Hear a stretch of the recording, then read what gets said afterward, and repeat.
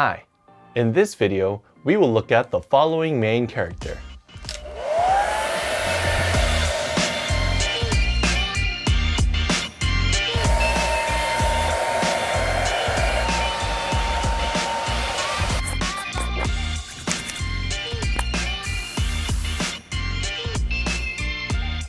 The hairs on our body have a very practical purpose. They help regulate body temperature, help evaporate sweat, protect us from the environment, and extend our sense of touch beyond the skin. But because we have clothes for many of these functions now, our hairs are used more for decoration. This is the ancient version of the main character we are looking at today. It depicts strands of hair. This is how the character looks today. It hasn't changed much. This character means hair. But the Chinese characters that include this character have something to do with decorations or the act of decorating. Now that you know the main character, let's see it with some other characters.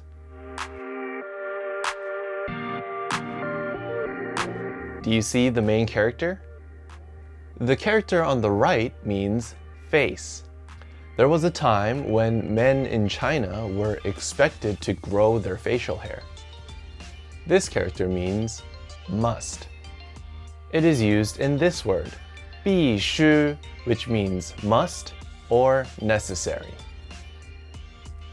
Let's see another character. The character on the left shows a hand picking off a plant. People used to pick off leaves of a plant or tree to create different colors for decoration. It is used in these words, 精彩, which means splendid or wonderful, and 彩色, which means multicolored. Let's look at another one.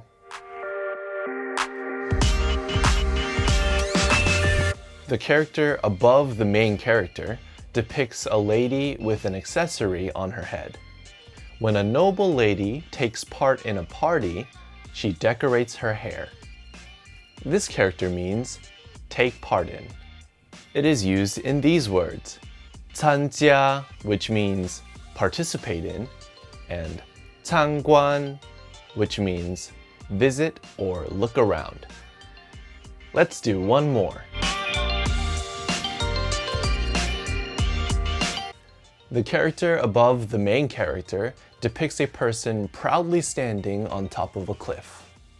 When a man grows old enough to grow a beard and has conquered many trials to stand on top of a cliff, he is a man of virtue and ability.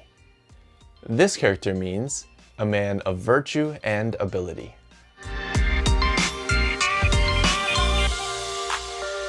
These are the characters we looked at today.